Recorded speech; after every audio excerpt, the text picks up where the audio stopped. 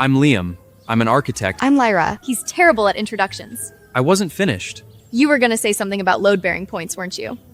He was definitely gonna say load-bearing points. Are we starting or not? See? Even she's tired of waiting. Happy listening.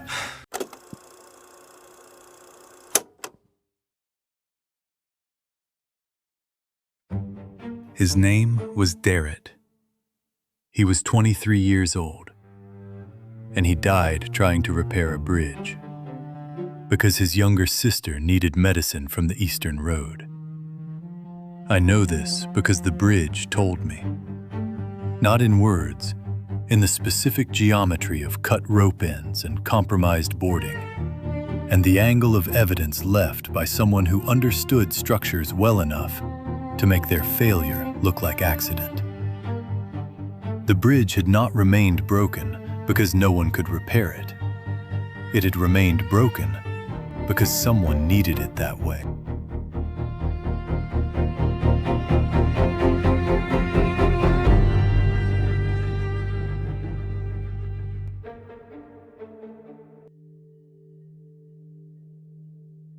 The barber shop was on the lower market terrace. A rabbit beastkin running the operation alone. Quick hands, precise work. The professional focus of someone who did close detail work without requiring conversation. I had been in the chair for 40 minutes. When I stood and looked in the mirror, the first clear mirror I had encountered since arriving in Glyth, I stayed with the image longer than I intended. The face was mine. The combination was something I was still reading. Hair cut to something that belonged to a road rather than an office. Beard gone. Clean shave. The skin underneath pale where it had been covered. The black jacket back on my shoulders. Dark tunic. Dark brown trousers. Fitted through the thigh, tapering to the knee. Mid-calf boots. Dark leather. A single buckle at the ankle. The specific weight of something built for this world rather than shipped into it. My white sneakers were in my pack. I had not discarded them. The man in the mirror was not the man who had stood on a cliff in Wales, with his brother's hands on his shoulders. He was not quite anyone else either. I put the journal in the inside pocket of the jacket, paid the barber, walked out into the morning. Duskfen was already at full operation. A way station city on the Eastern Lake Road, 5 days east of Llangervan by carriage. Smaller than Llangervan, built for throughput rather than accumulation. The main road running through its center carried the specific smell of a trade route, wood smoke and animal feed, and something metallic from the eastern goods coming in on the morning carts. Stone and timber buildings, 1 and 2 stories tall on either side. Practical, unpretentious, built for function rather than impression. Beast folk and humans moving through the market, with the practiced efficiency of people who had been doing this long enough that the city's rhythms were their rhythms. I noticed them in a way I had not noticed them before. Not because they were new. Beast folk had been present in every city I had passed through since arriving in Glyth. But in Llangervan, I had been reading other things. The archive. The hollow. The specific weight of a city that was trying to use me. The beast folk in Llangervan had been background. Part of the texture I was moving through, rather than something I was reading directly. Here, for the first time, they were foreground. A bear beastkin loading cargo near the Eastern Storage Building. Broad, unhurried. The competence of someone for whom this task required no remaining attention. Not a man with bare features. Something with its own complete logic. its own history organized into a specific body. A dog beastkin at the gate of the stable yard, ears tracking the street with automatic attention. The ears moving independently of the face composed. Both things simultaneously present and not contradicting each other. A cat beastkin at the eastern goods stall, the stillness that preceded a precise movement.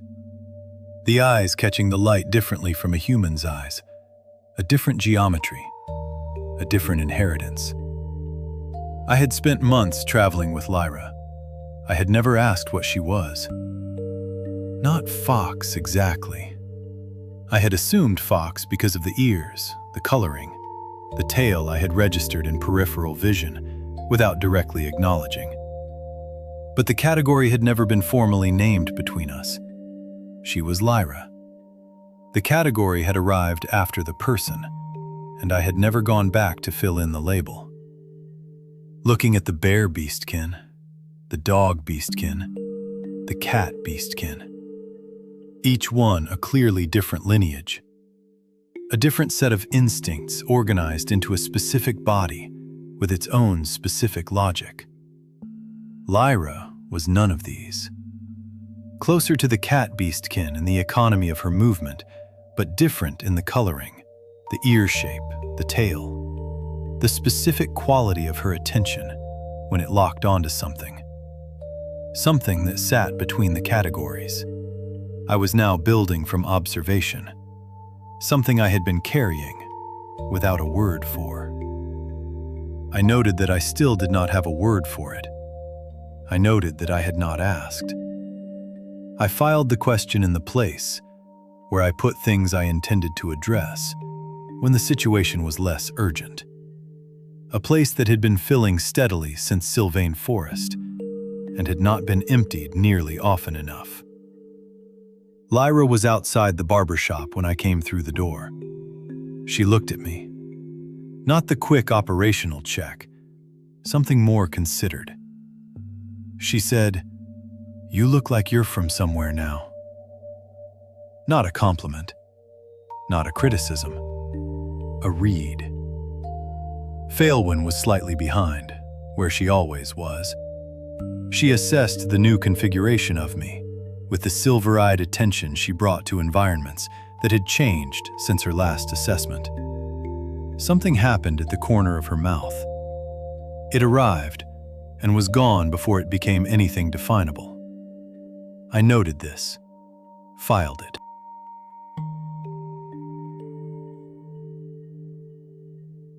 Lyra did not ask whether we wanted to stop at her cousin's shop. She simply turned toward it. This was how Lyra communicated certain things, not through proposal, but through direction. She had already decided the stop was necessary, and the decision had been made before she mentioned the cousin existed. I noted this. "My cousin runs a pharmacy here," she said. "We need supplies for the road east anyway." She said this the way she said most practical things, as a fact that had already resolved itself into a course of action. The cousin was incidental to the supplies, or the supplies were incidental to the cousin. I could not tell which, and did not ask. The Esh Sharon pharmacy was on the second terrace, set into the stone face of the upper market level, door already open. The inside smelled of dried herbs and something sharp underneath. The specific clean smell of a workspace where precision was not optional. Small glass containers on the shelves behind the counter, each one catching the morning light differently, depending on what it contained. The warmth of a room that had been tended for years by someone who understood what they were tending. Behind the counter, a young woman, fox ears, blonde fur, the same tawny coloring as Lyra's, but sitting differently on a different face. Amber gold eyes, a dark burgundy dress, off-shoulder, chosen with awareness of how it would be seen. A linen apron on the counter beside her, removed because customers were present. Lyra's cousin. Younger. The family resemblance in the ears and the hair, and the specific quality of directness that arrived before any social performance could organize itself ahead of it. She saw Lyra first. Warmth. Clan deep and genuine. The specific warmth of someone who had known you before you were who you are now, and had decided that who you are now is acceptable. Lyra tipped her head toward the woman behind the counter. "Kara," she said, then indicating us with the smallest movement of one hand. "Liam, Faelwyn." It was apparently all the introduction Lyra considered necessary. Kara's eyes moved to Faelwyn first, briefly, carefully, and then to me. She looked at me for a moment. Then she looked at Lyra. Then she looked back at me. She said, "This is the one you've been traveling with?" Not a question, a read. She had already assembled the picture from something, from Lyra's posture, from the specific way Lyra had walked through the door without fully looking at her cousin, from something else I could not identify. Whatever she had used it quickly. "Yes," Lyra said, flat, the tone of someone answering a question they had been expecting and had already decided not to elaborate on. Kara looked at me for another moment. Then she smiled. Warm, direct, the specific smile of someone who has found the situation more interesting than they had expected.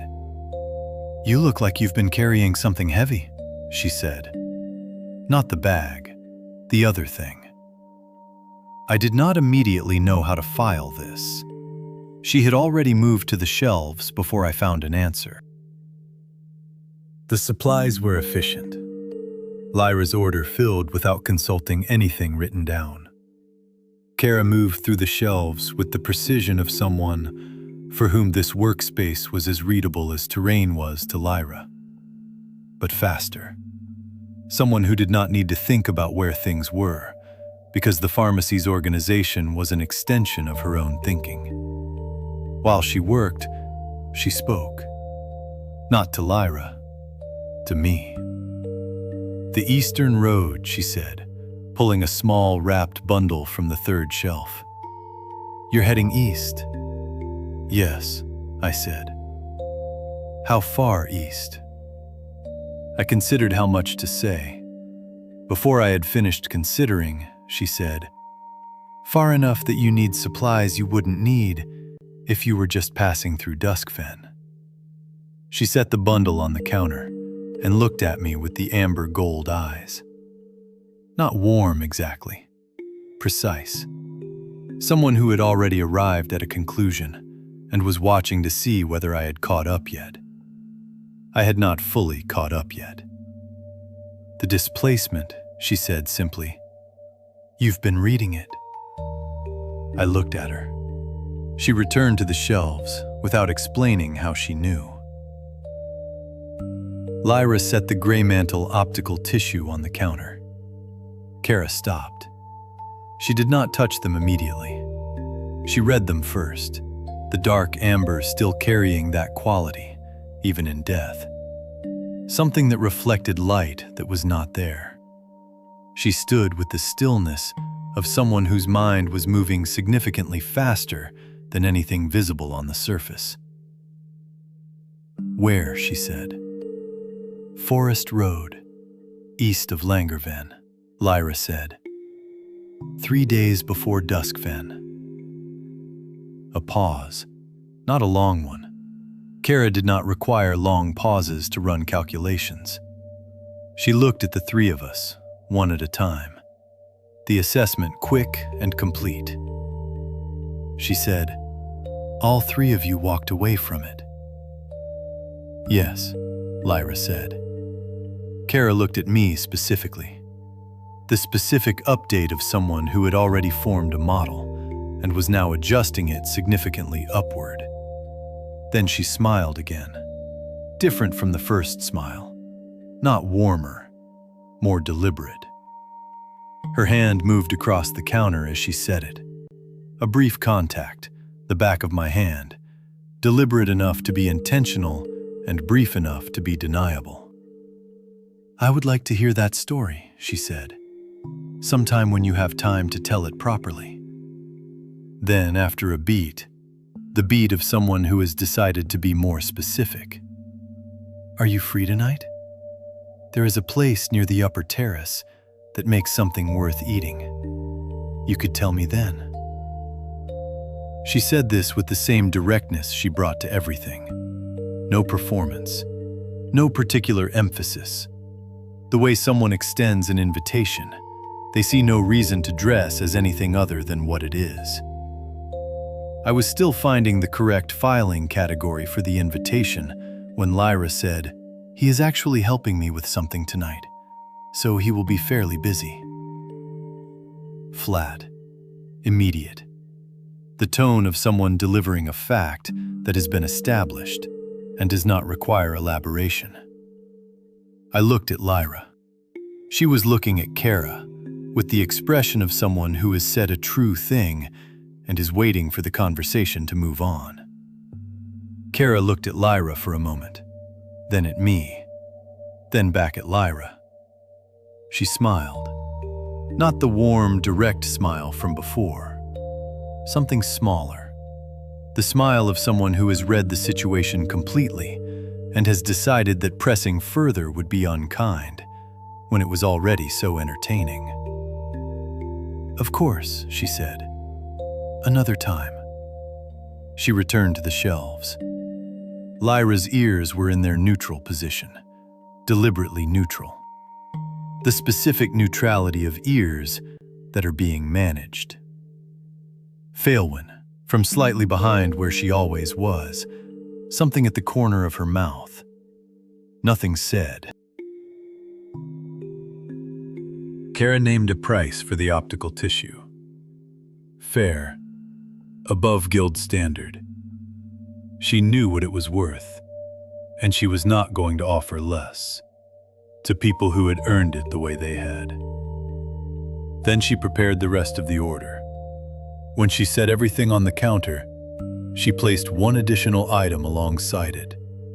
A small, sealed container, dark glass, the compound inside not visible. "For the road east," she said, "displacement symptoms. Your body registers them before your mind names them. Pressure in the chest first. That is when it is worth taking, not before." She said this to Lyra. She was looking at me when she finished. Then she looked at Failwyn, briefly. The first time she had looked at Failwyn directly, rather than peripherally, since we had walked through the door. "And you," she said, "have been reading it longer than he has." It was not a question. Failwyn held the look for a moment. Then she said, "Yes." One word. Someone acknowledging a correct read, without offering anything additional. Kara nodded once, satisfied. She returned to the counter. Lyra divided the proceeds from the optical tissue without ceremony. 3 portions, already separated before she put them on the counter. She had done the calculation while Kara was preparing the compound. Equal shares. The same principle as the guild office. She pushed Failwyn's portion across the counter without looking at her. She pushed mine across without explanation.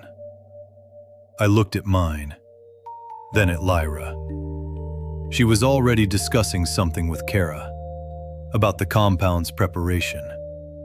The technical exchange of 2 people who understood different aspects of the same subject and were comparing notes efficiently. 3 equal portions. Again, without discussion. I filed this alongside the morning's earlier distribution, in the place where I put things that tell me something true about a person. We left. Kara came to the doorway. As I passed, she said, "Safe road, builder." I stopped. She already knew what I was. She had known before I said anything. From something. From the way I had been reading the pharmacy's structural layout, while she was reading the optical tissue. From some accumulation of observable details. I had not been aware I was producing. I looked at her. She was already smiling. The warm, direct smile of someone who had said the true thing and saw no reason to elaborate on it. I kept moving. The warmth she had directed at me, genuine or performance, or teasing Lyra or something that did not require a clean category, was not something I intended to examine further. But I noted that she had called me builder. I filed this in the place where I put things I intended to return to.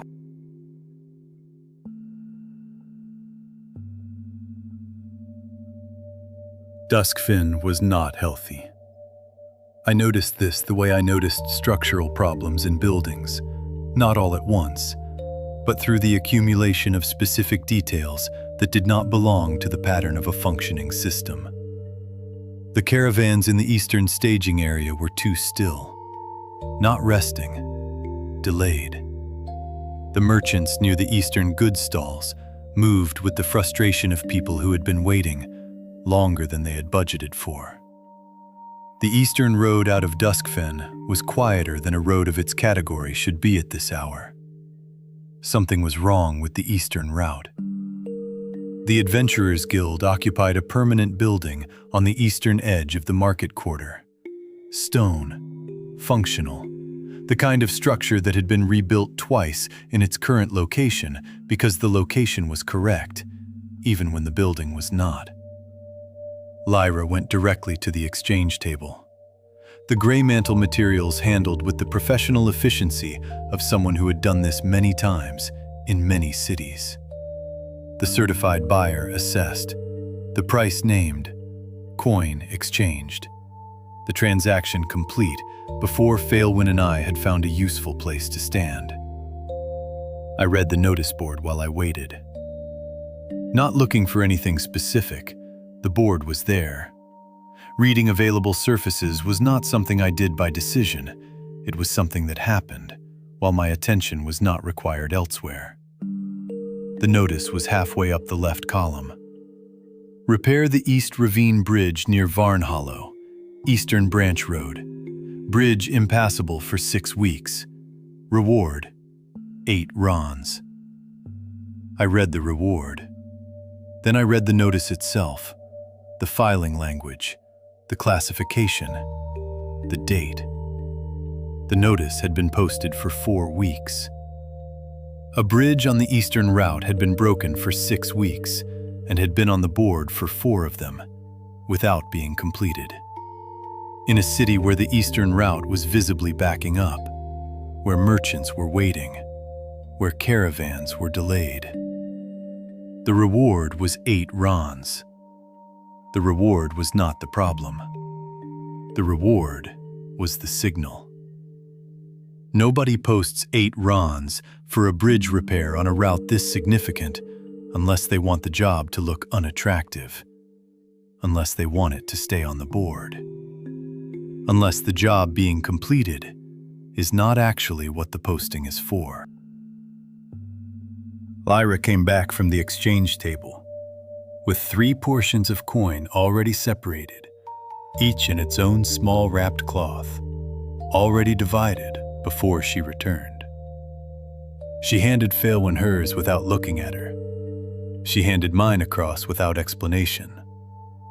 13 rons. The Grey Mantle's contribution. My share of the finger bone sections and guard hair, sold at the correct rate. 3 equal portions. No discussion about whether equal was the correct distribution. No accounting for who had done what in the forest.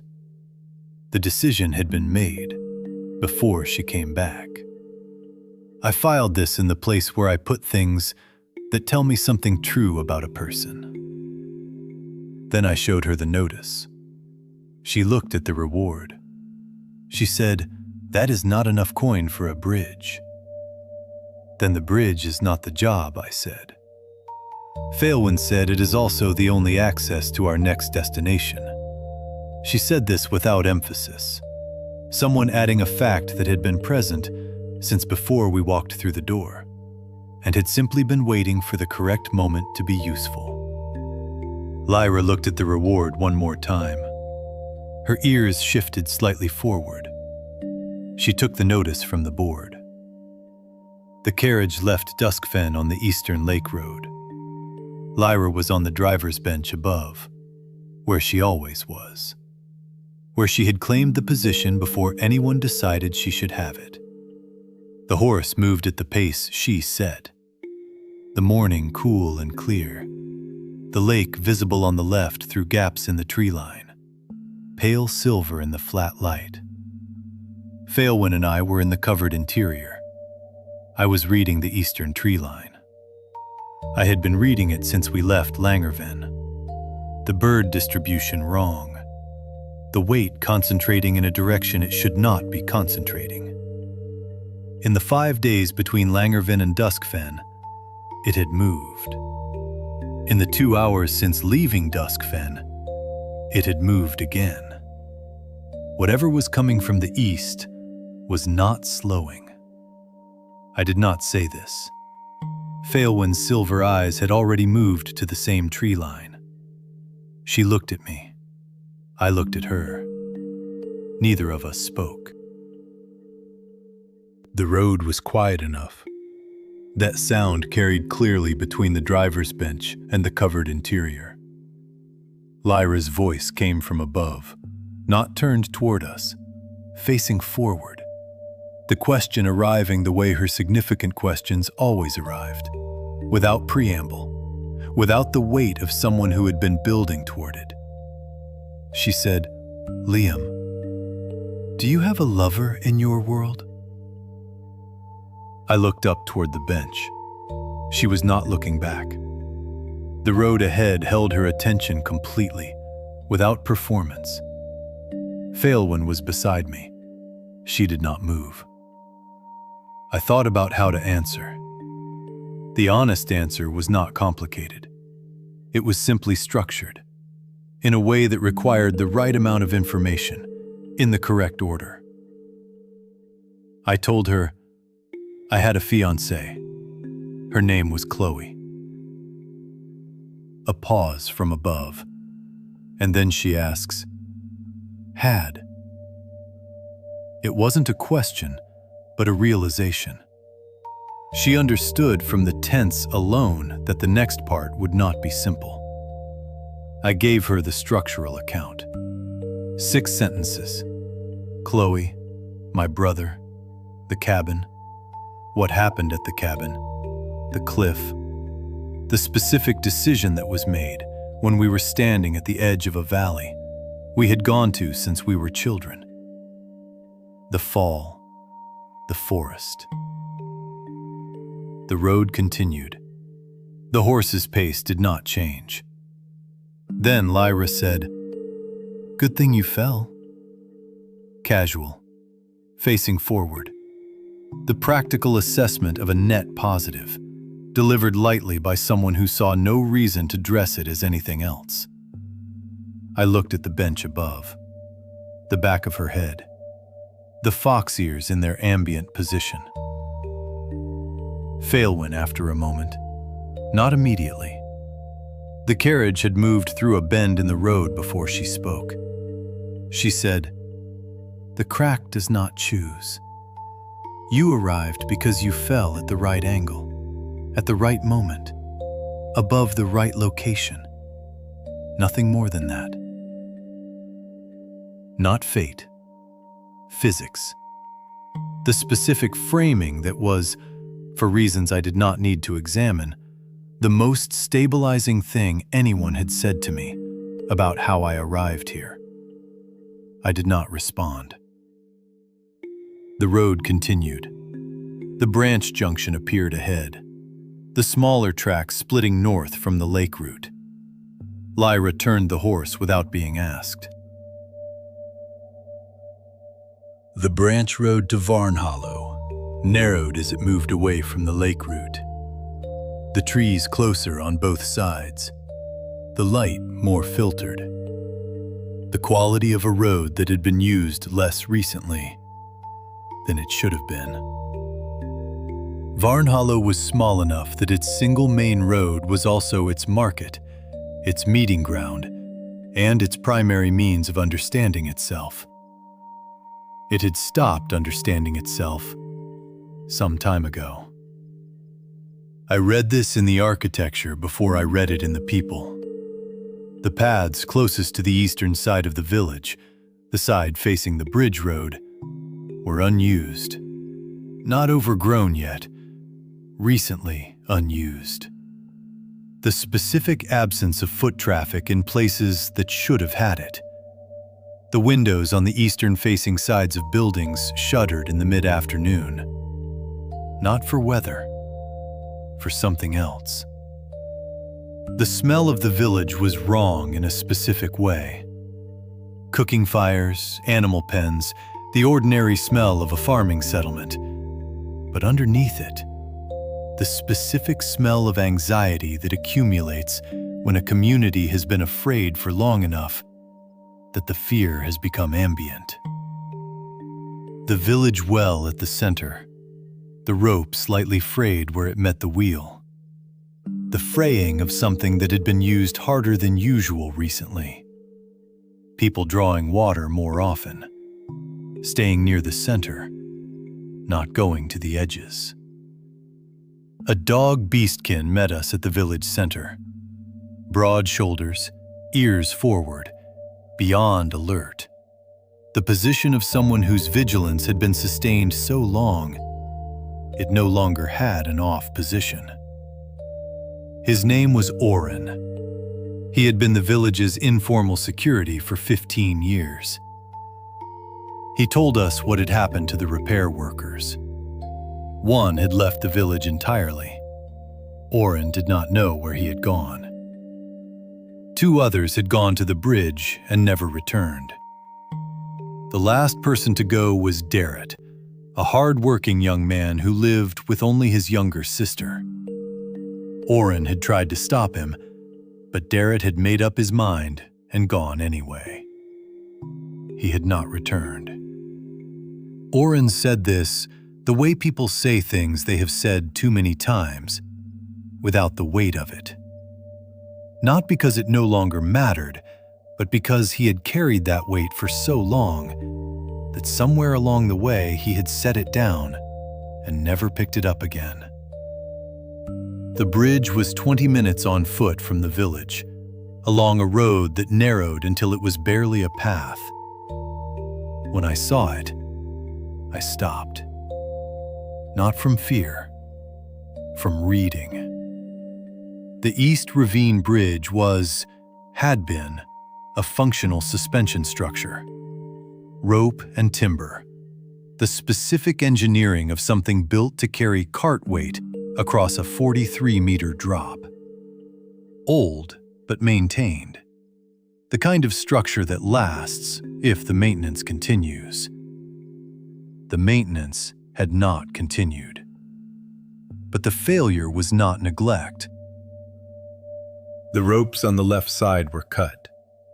Not frayed, cut.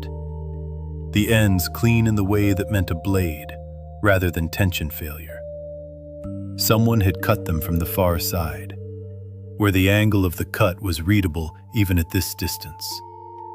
The boarding had been deliberately weakened, not rotted. The wood was still sound in places, but specific boards had been worked, notched from below. The grain compromised in ways that would hold weight once, but not twice. Someone who understood load-bearing had done this. Not a carpenter's work, the opposite of a carpenter's work. The precise application of knowledge about how structures fail, used to make failure inevitable. There was evidence of more than one failed repair attempt. At the anchor points on the near side, Newer rope had been cut cleanly. Replacement timber marked by blades at angles that natural failure could not produce.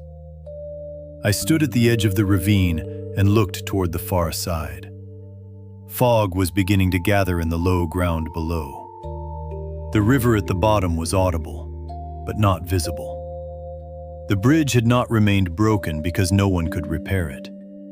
It had remained broken because someone had made sure of it.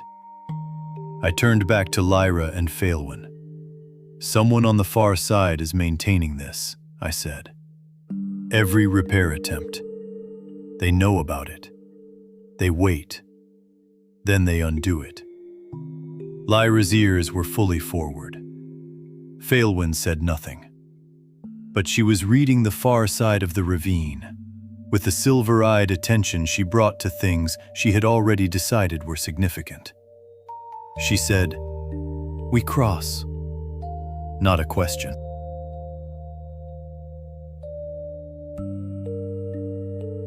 I did not repair the bridge. Not yet.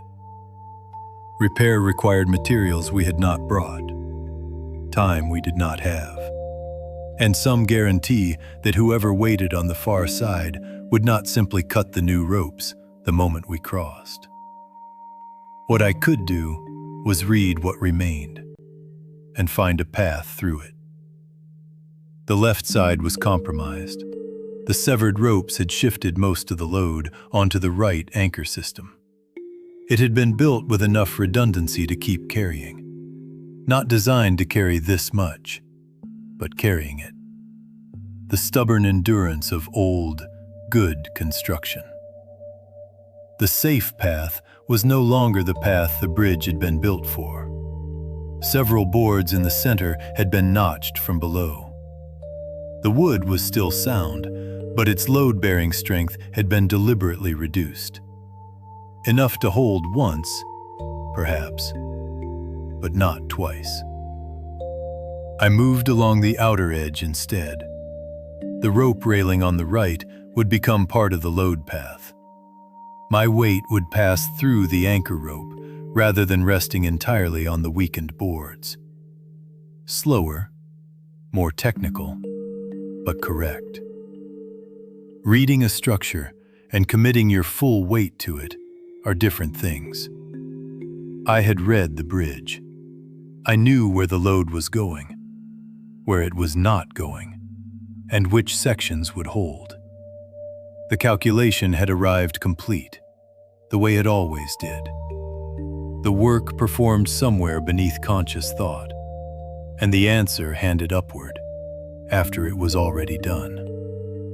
But knowing and trusting were not the same thing. The bridge moved beneath me as I crossed, only slightly, the controlled flex of a suspension structure under load.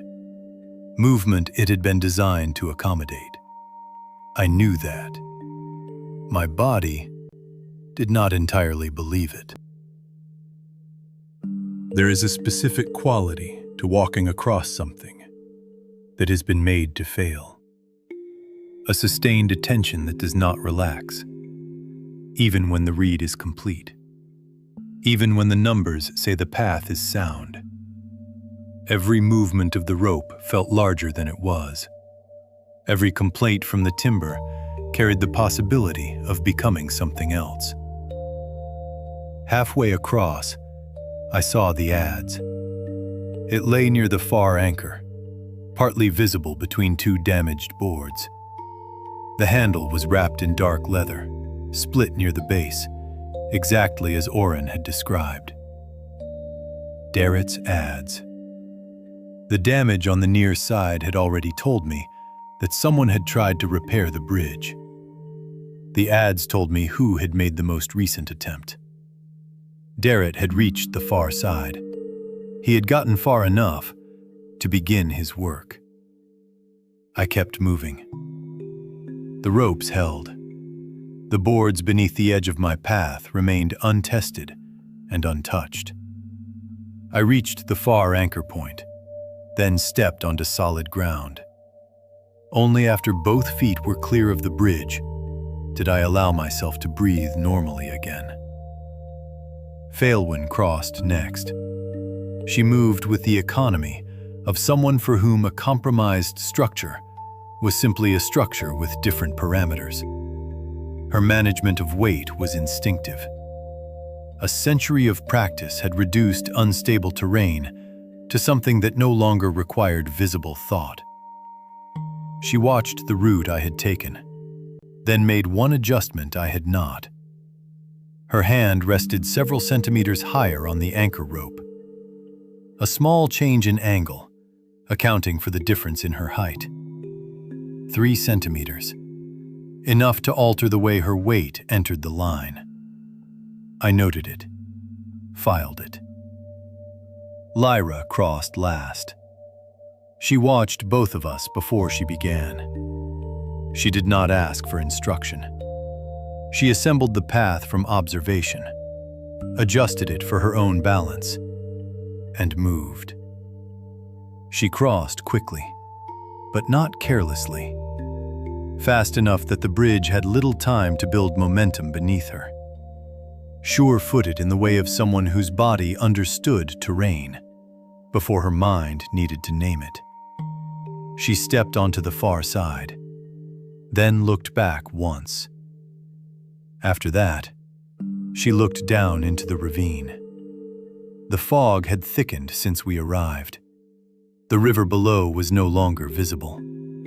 Its sound had become faint, absorbed by the low cloud. Lyra said nothing. None of us did.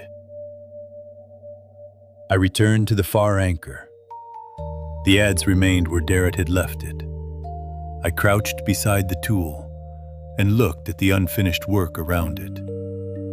The repair had begun here. A replacement rope had been partially seeded through the anchor assembly. Fresh marks showed where the timber housing had been opened and adjusted. The earth beside it held shallow impressions from someone kneeling to work, softened by damp but still readable. Daret had reached this side. He had started the repair. What I had seen from across the ravine had already shown deliberate sabotage. Up close, the sequence became clearer. Daret had redistributed the load before beginning his work. Not elegantly, but correctly. Enough to stabilize the damaged span while he worked beside the anchor. Then, one of the remaining support ropes had been severed. Not failed, cut. The fibers were divided too cleanly for age, too evenly for tension. And the direction of the cut showed that the blade had been used, from solid ground on this side. Someone had been standing here with him, or waiting nearby. Close enough to watch him begin. Close enough to choose the moment. The sudden loss of support would have pulled the working section downward and toward the ravine. The boards beneath Daret's position had torn free from their bindings. The marks in the damaged timber ended at the edge. There was nowhere else his body could have gone. Nearly 40 meters of fog and open air lay below us. Daret had not simply disappeared. Someone had waited until he began repairing the bridge, then cut the structure out from beneath him. For a moment, none of us moved. Not from hesitation, from the specific weight of standing where a man had been allowed to begin honest work, before someone decided to kill him. Lyra stared at the unfinished repair. Her ears lowered slightly. Not fear, not uncertainty. Something quieter. Faelwyn looked toward the trees. I looked at the adze.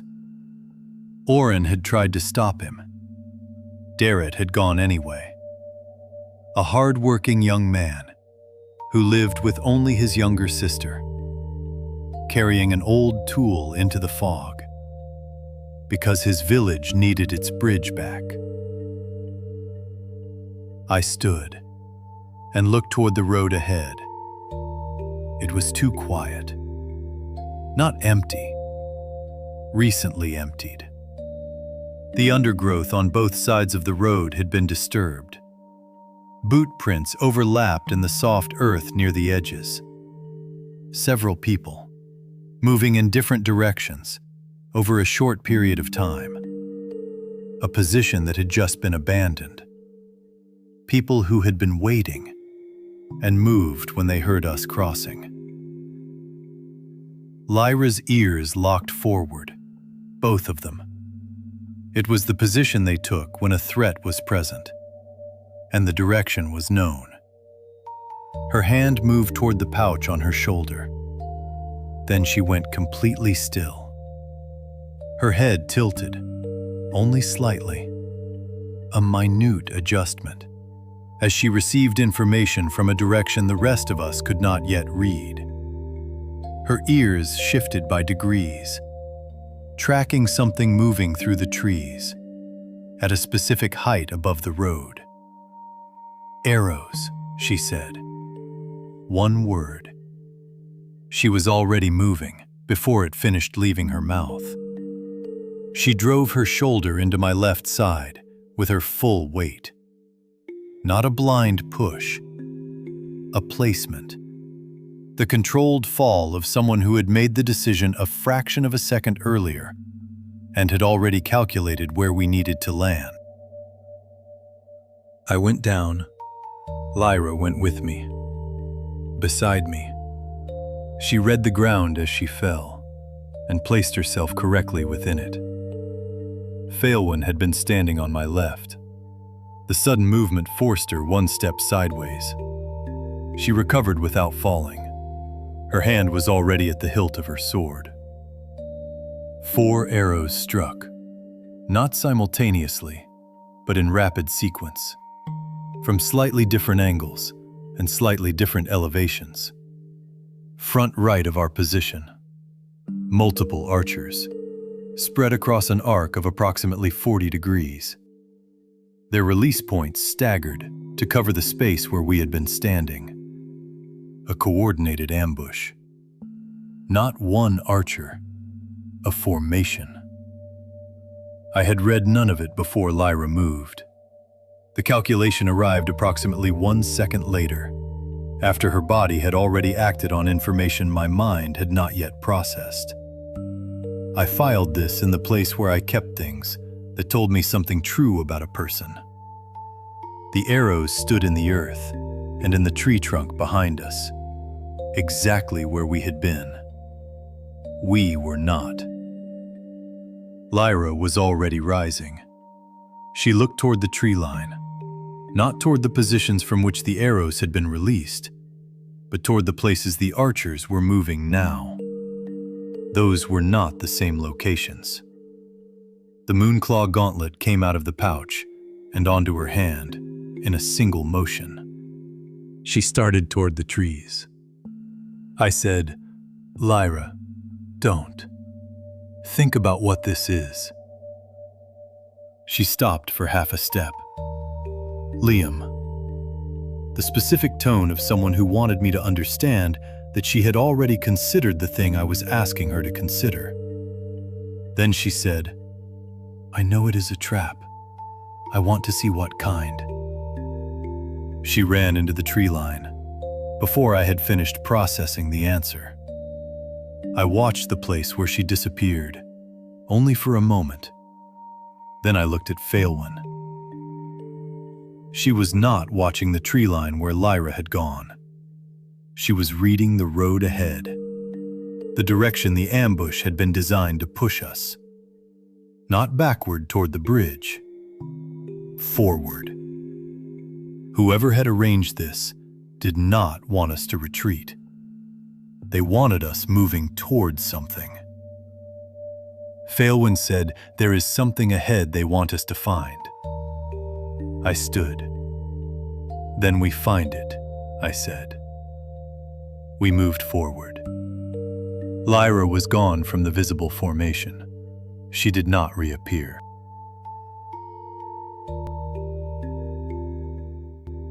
"300 meters beyond the bridge, the road bent north on a branch path that had not been marked on any notice I had seen in Duskfen. The entry point had been deliberately obscured, loose brush placed over it with enough randomness to look natural and enough regularity to read as placed. The specific difference between concealment that happened and concealment that was constructed. I read it as constructed. Beyond a clearing, structures built quickly but intelligently, temporary but not careless. The kind of construction that prioritized function and concealment over permanence. The work of people who had been here long enough to build properly, and who planned to leave before the building became a liability. I stopped at the entry and read the space before entering it. The weapons on the rack nearest the central structure were too well maintained for the clothing of the men carrying them. There is a specific relationship between how a person maintains their equipment and their institutional context. These weapons had been maintained carefully. Edgework, oiling, the specific attention of professionals whose tools were expected to perform at a level that required them to be reliable. The guard pattern was wrong for criminals. Criminals guard against approach from outside. They position for early warning, for escape time, for the ability to run before a confrontation develops. These guards were positioned for containment, for keeping things inside as much as for keeping things outside. The escape routes were already mapped and cleared. I could read the corridors through dense growth that had been opened before today. The storage was organized, not hoarded, categorized. Someone with an inventory practice had done this. Someone who expected to account for these materials later, to someone who would ask about them. These were not bandits who had found a location. These were operators who had been given one. Faelwyn stopped beside me. She had been reading the same space in parallel. Not the structural details I read, but the social architecture. The hierarchy visible in how the men position themselves relative to each other. The deference patterns. Which men looked to which other men before acting? Which men acted independently? Which men were watching the central structure rather than the perimeter? She said without looking at me, "There is someone here who is not a contractor." I looked at the central structure. A man was standing at its entrance, not emerging, standing, already there, already looking at us. Older, 70, perhaps more. The specific age that is difficult to read precisely, because it has stopped mattering to the person carrying it. Gray, lean in the way of someone whose body had been maintained, for a purpose rather than for comfort. His hands were still at his sides. The posture of someone who had been waiting for a specific thing and had just confirmed it had arrived. He looked at me with the particular attention of someone running an assessment they had prepared for. Then he said without affect, "You read the guard pattern from the entry point." Not a question. "Most people who find this place are looking for the guards," he said. "You were reading what the guards were positioned for." He let this sit in the air for a moment. That is a different kind of reading. He looked at Faelwyn then, the assessment shifting, the recalibration of someone updating a working model in real time. "And in El Rahil," he said, "I had wondered. Her family name, one word. Delivered without performance, not as a threat, not as a greeting. The way someone delivers information they have been carrying for a long time and have finally found the correct context for. He said it the way someone says a thing they already knew." I read the structure while he spoke. not his words, the space around him, the position he had chosen, the load-bearing elements of the tactical situation. The rear wall of the central structure had been built beneath an overhang of compacted earth. The overhang had formed after construction, the soil above shifting gradually through repeated wet seasons. The builders had either failed to notice or had decided it was not yet their problem. Several tons of unstable earth rested above a weakening shear plane. If it gave way, the collapse would break through the rear wall, drive through the structure, and carry part of the roof toward the entrance. The old man stood directly within that path. I filed this. I also filed the drainage channel on the eastern side of the clearing. A shallow run of moving water, crossing the clearing's edge before disappearing into the undergrowth. Old, present before the base was built. The silt at its entry point recently disturbed by something moving through it. I filed this separately. I did not know yet why. Guards had moved to our flanks when we entered. Phaelwyn had already read their positions. She had adjusted her stance by degrees, placing herself at the optimal point relative to multiple threats simultaneously. She was between me and the guards, without having made it obvious that this was what she was doing. 3 guards moved toward us. Phaelwyn moved first. Not dramatically, efficiently. Someone for whom this particular category of problem had been solved so many times that the solution was reflex. The first guard reached her with a blade already committed. She was no longer where the blade was going. She had read the commitment before it completed, and had moved to the position that made the committed strike irrelevant.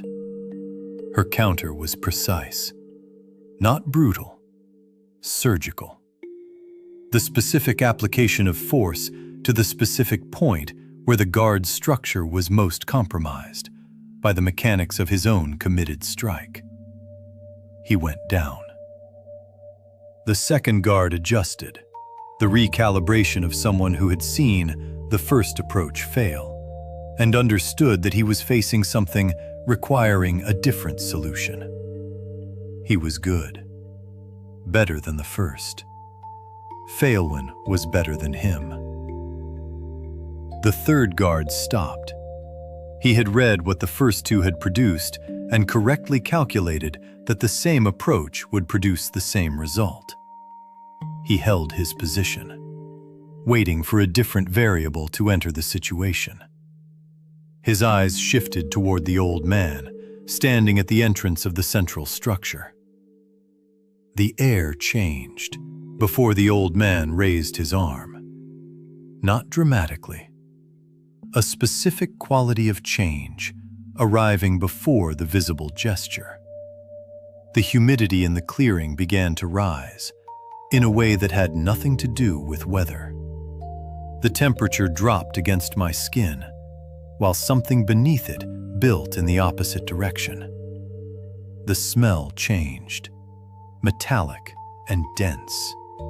The specific smell of water under extreme pressure, of something accumulating toward a threshold. That was when I understood what he was. A magician. I did not have the vocabulary for what he was doing, but I could read the change in the air, the way I read a change in structure, as load, building toward a release point. Phaelwyn read it too.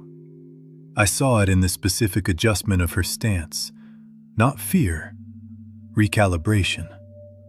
She moved 2 degrees from her previous position, away from the center of the clearing, away from where the release would be densest. She said without looking at me, "Do not use fire here." Not to me, to herself. Someone naming a constraint they had just identified and needed to hold clearly in the next few seconds. I understood what she meant a moment later. If she drove fire into this accumulating density, the heat would not burn through it. It would flash the pressure into something else entirely, something that would not distinguish between the magician and the three people standing in the same space. Her fire magic was not an option here. She had understood this before I did. I had approximately 4 seconds. I looked at the overhang. The calculation arrived the way it always did. Complete. Already finished. Handed up from somewhere beneath conscious thought. Several tons of unstable earth rested on a weakening shear plane. I could see the point where the failure would begin, the direction the mass would take, and the spaces it would not reach. The magician was safe from the collapse itself. The overhang would break leftward into the structure's sidewall, not toward the entrance where he stood. But the collapse would not end at the sidewall. The lateral impact of several tons of earth would shift the compacted soil beneath the foundation posts. The posts would tilt. The structure would move with them. Not enough to bring the entire building down, but enough to distort the frame around the entrance. The front section would pull inward, and one of the support beams above it would lose its seating. The magician stood directly beneath the path it would take. Not a weapon, a structural consequence.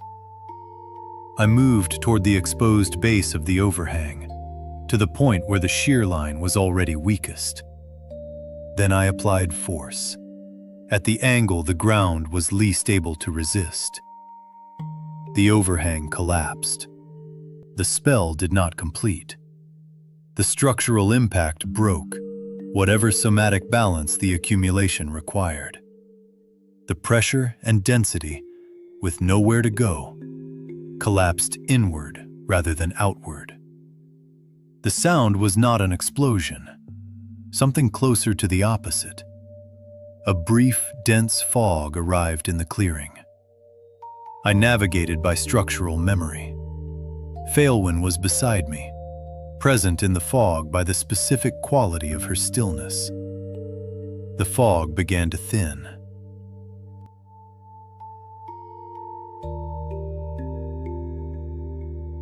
The magician was still standing. The backlash had cost him. I could read it in the specific quality of how he was holding himself. Something internal had been disrupted. His hands were trembling slightly. Not from fear, from the specific physical toll of a spell collapsing into its source rather than into the space. He looked at me. The assessment in his expression was not anger. It was recalibration. Someone who has encountered something they had not fully accounted for and is already building the adjusted model. Then he raised his arms again. Not the same cast. The first had required both arms held in precise, sustained positions. The specific somatic balance of something that accumulated over time. This was different. Faster. Cruder. His arms still trembling from the backlash, but rising anyway. A man reaching for something blunter, because careful was no longer available. The air did not thicken this time. It contracted. The specific quality of space being compressed rather than saturated, pulling inward rather than building outward. A different mechanism. A different load path.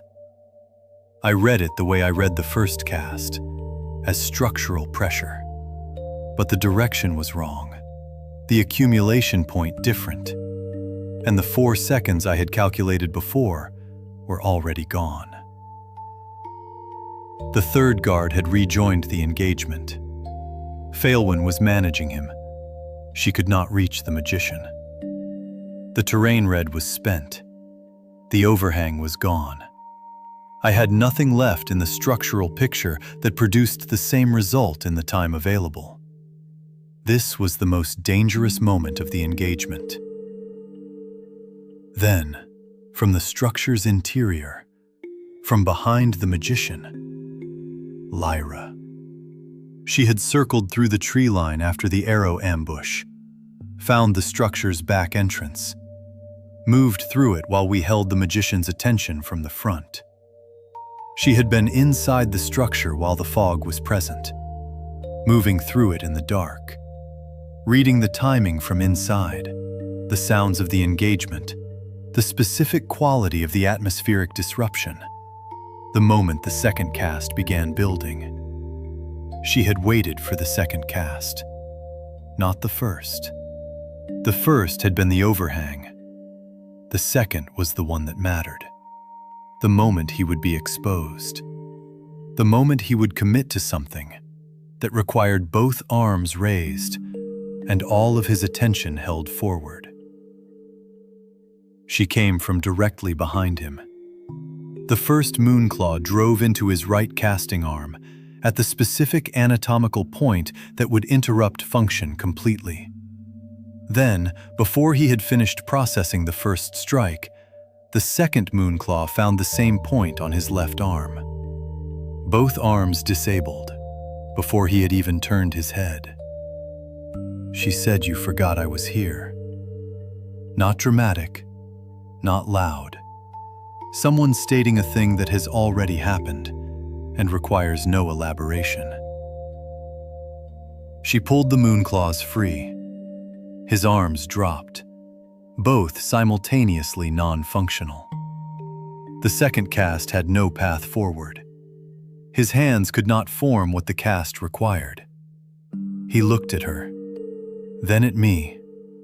Then, and this was the most unsettling thing he did in the entire engagement, he smiled.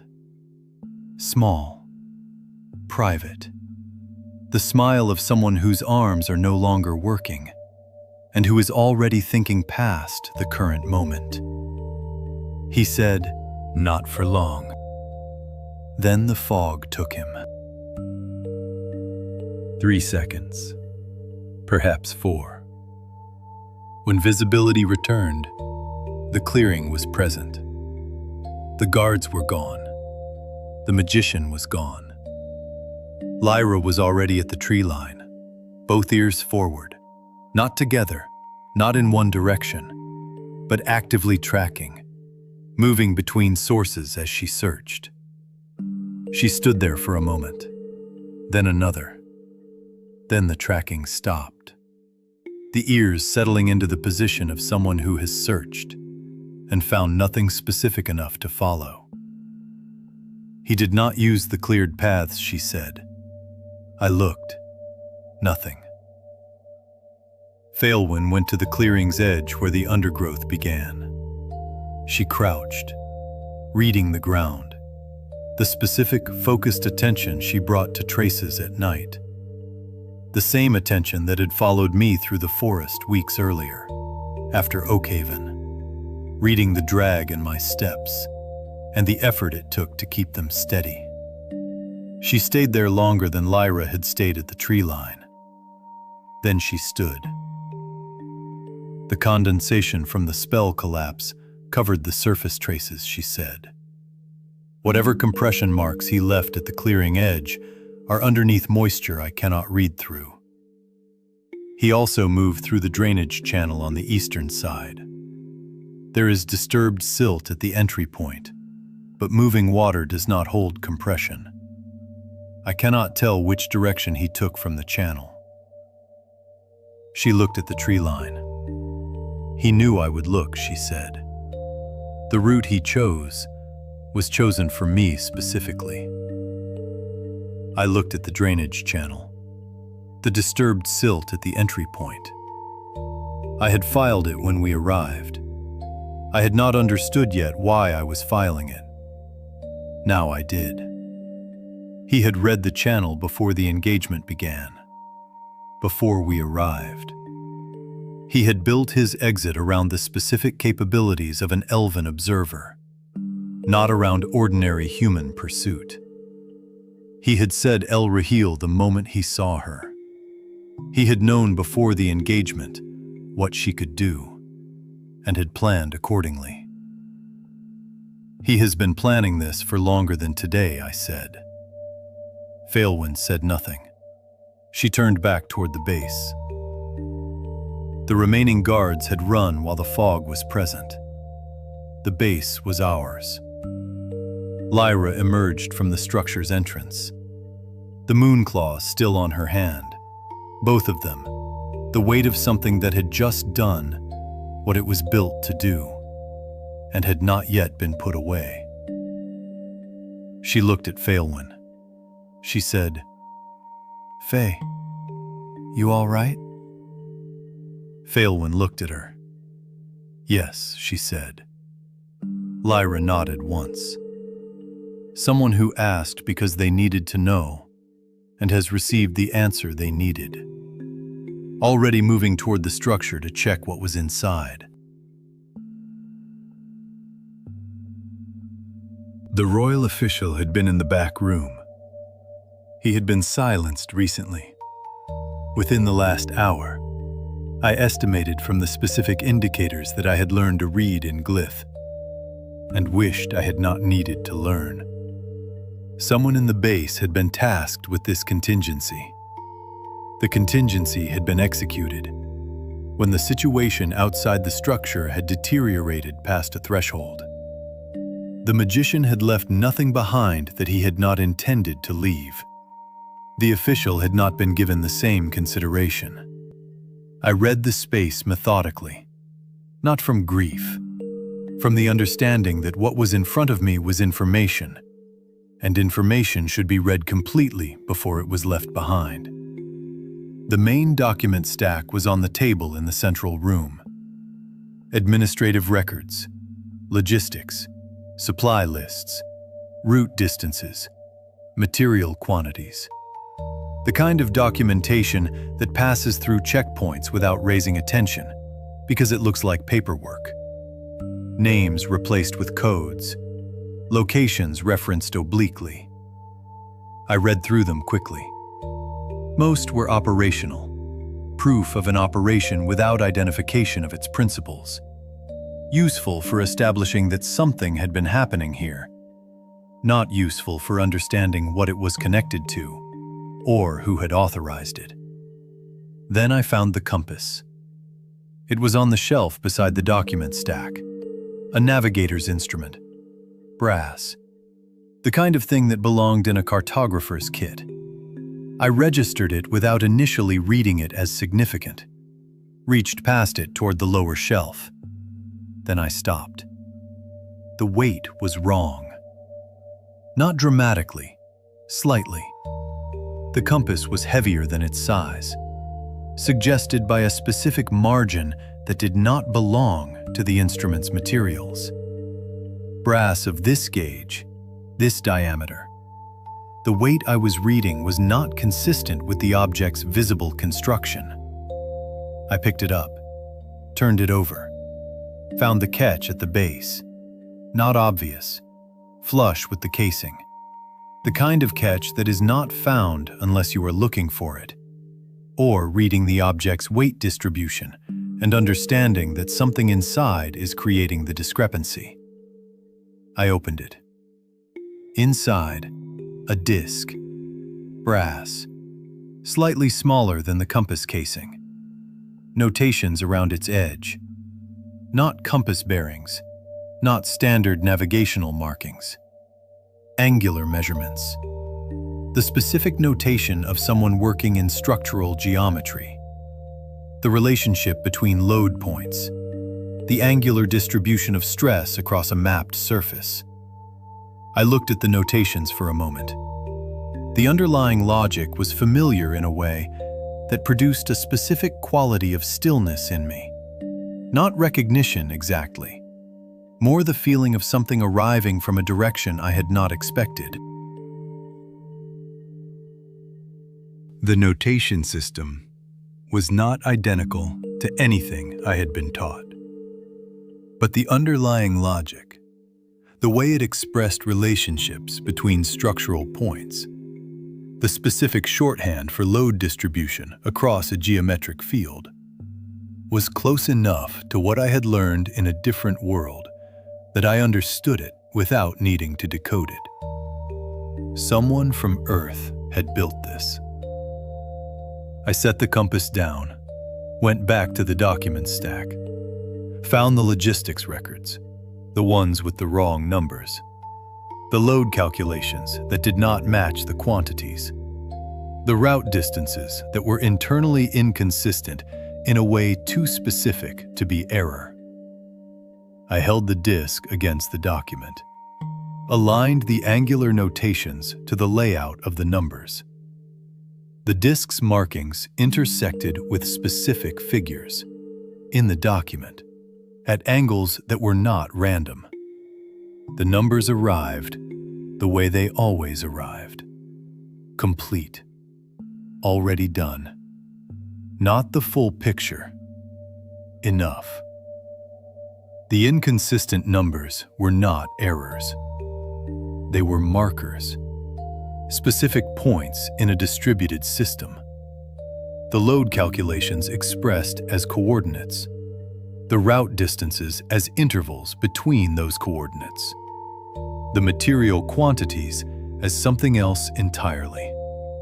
Elevation, perhaps, or depth, or a third dimension of the system I did not yet have the complete vocabulary for.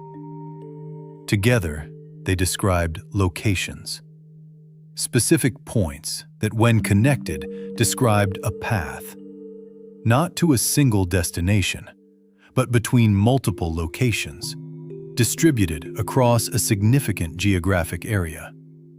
Each one marked in the same notation system. A map, encoded in logistics records, readable only by someone who understood structural notation and had the disk to apply it. Someone had built this for the next person who could read it. I looked at what the coordinates described, the direction they pointed, the geographic area they indicated, north and east of where I was standing, into territory that 5 months of road had given me enough context to begin to place. Elven territory. The locations were not on the Eastern Road. They were not in the human kingdoms at all. They were north, past the route the party had been taking, past the archive locations, into the territory the party was already being pushed toward by forces that had nothing to do with this disk. I stood with this for a moment. Phaelwyn was in the doorway of the back room, her silver eyes reading the space, not the documents, the room itself, the specific social archaeology of a place that had been used for something specific and had been cleared in a hurry. She did not know what I was holding. I looked at her for a moment. Then I folded the cipher document and placed it in the interior pocket of my jacket, alongside the journal, the disk beside it. I said nothing. The map existed.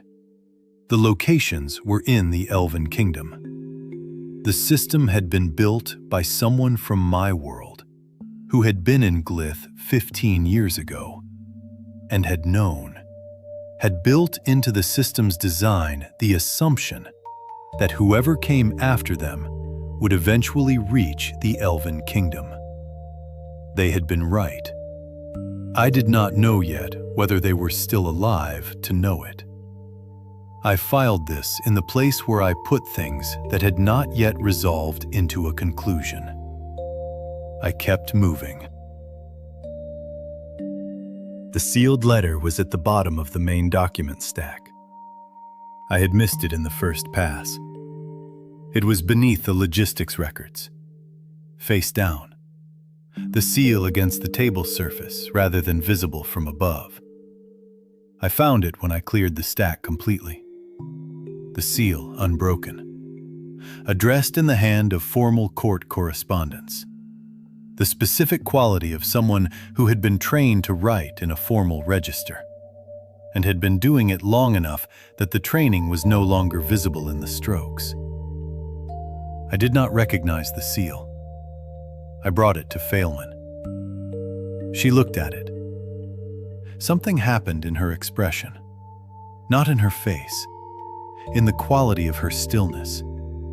The kind of stillness that arrived when information had changed the picture significantly, and the picture was being reassembled before she spoke. Then she turned the letter over in her hands. Once. The way someone turns an object over, not to examine the other side, but to give their hands something to do, while the mind finishes a calculation it had not expected to need to make. She held it with both hands after that. Not tightly, but with both hands. I said, "You know this seal." She did not answer immediately. She said, "This seal belongs to a specific office within the human kingdom's administrative structure, established 15 years ago. Its official function is to manage trade agreements with territories adjacent to the eastern Elven border. Unofficially, she said its function has always been something else. 15 years ago, the office established the previous Outworlder present in Glyth at the same time. The disc in my pocket, built by someone from my world. The connection between these three things was not yet fully readable. I filed it anyway. I did not say what I was thinking. She did not say what she was thinking. She said, "This is not proof the kingdom was unaware of this operation. This is proof someone inside it gave permission." She held the letter for a moment longer. Then she placed it in my hand. Not handed, placed. Someone giving something away that they had decided not to keep close. I looked at the sealed letter, at the unbroken seal, at what it represented alongside everything else I was now carrying. The disc, the cipher document, the coordinates pointing north, and the 15-year history of an office whose unofficial function had produced a base on the wrong side of a broken bridge. I was carrying more out of this base than I had understood when I entered it. We left.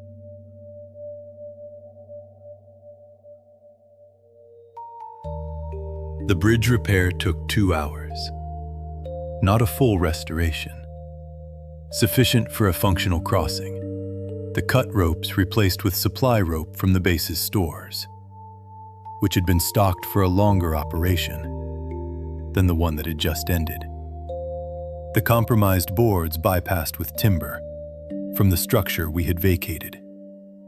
The anchor points on the far side resecured. I worked. Lyra assisted with the loading and positioning.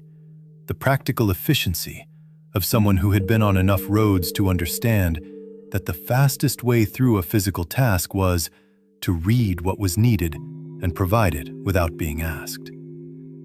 Phaelwyn watched the tree line. The magician was gone. He would not reappear tonight. But the tree line required watching, and Phaelwyn was the correct person to watch it. Her night vision reading the depth of the forest in a way that mine could not, the silver eyes present and tracking, even while the rest of her was still. We crossed back to the village side as the light was going. The fog had begun forming in the ravine below, thin, not yet thick, the early quality of something that would be complete by full dark. The river at the bottom audible again, now that the day's ambient noise had settled. I read the bridge as I crossed it a second time. The repairs were sufficient, not elegant, functional. The kind of work that would hold under normal load, long enough that Varnhollow could arrange something more permanent when the immediate crisis had passed. I had done what the situation required, and not more than that. Oren was waiting at the path's edge, not impatiently, in the way of someone who had decided to wait and had made his peace with however long the waiting required. He had been there for some time. Someone who had been holding a position and had not moved from it. I told him what we had found. Not all of it. The disc, the cipher document, the sealed letter, the 15-year office were not information for a village, but the base, the deliberate sabotage, the reason the repair workers had not come back, the reason the bridge had stayed broken for 6 weeks while a city backed up behind it, and a guild board held a notice that was designed never to be completed. He listened, with the quality of someone receiving information they had suspected for a long time and had not had the confirmation of until now. Not surprise, the particular relief of a suspicion finally named. He said, "People did not fail to repair the bridge." "No," I said. "People were killed for trying." He was quiet for a moment. Then he said, "The last one, the one who lasted longest." He said it carefully, the way people say things they have been carrying and have finally found the right moment to put down. Oren told me Daret had been 23, a journeyman carpenter, training under the village builder since he was 15. I already knew he lived with his younger sister. What I had not known was that she had been ill since spring. The medicine she needed came along the eastern road. That was why the bridge had mattered to him. Not only as timber, or rope, or a way across the ravine. It was the road by which something his sister needed could reach her. That was why he kept returning after the others stopped. Why he continued for 11 days when no one else had lasted more than 4. Oren had tried to stop him. Daret had listened, then gone back anyway. Oren paused. Then he told me that on the last night, Daret had said he believed he could reach the far anchor. He had been right. I had found the proof there. His adze beside the anchor. The replacement rope partially seated. The marks left by his knees in the damp earth. Oren spoke with the quiet precision of someone who wanted the facts to remain correct. Not because facts were enough, but because they were what remained. Daret had reached the far side. He had begun the repair. And someone had waited until he was working before cutting the bridge out from beneath him. I had known Daret's name before I crossed. I had known where he had worked and how he had fallen before returning to Varnhollow. But standing there, listening to Oren, I understood something the bridge could not have told me. The structure had shown me how Daret died. Oren told me why he had gone back.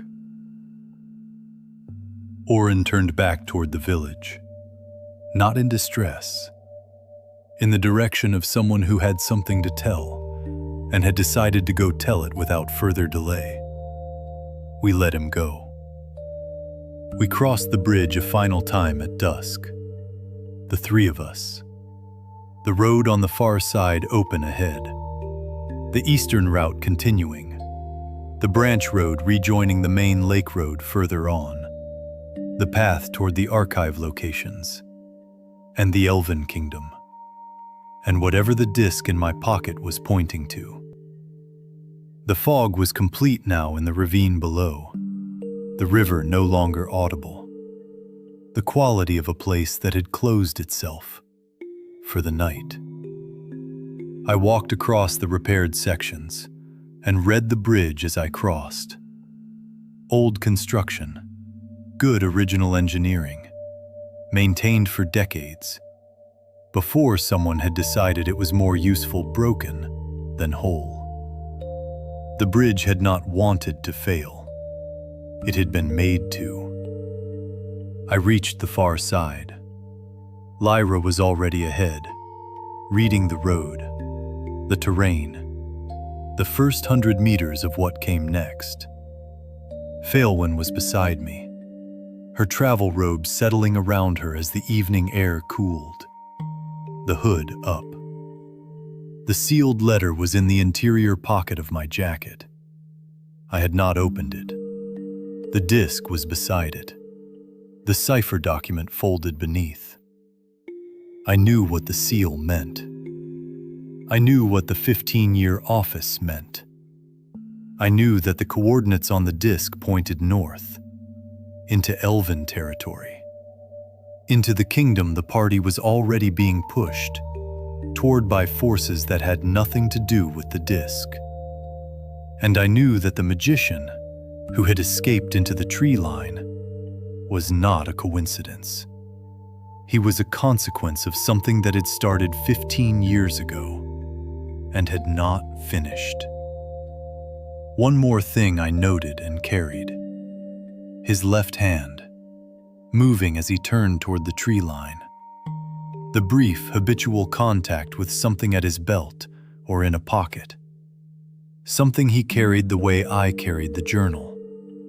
Something present enough that the touching of it was no longer conscious. I still did not know what it was. I filed it in the place where I put things that were waiting to become something. The road continued east. We followed it. The bridge held behind us.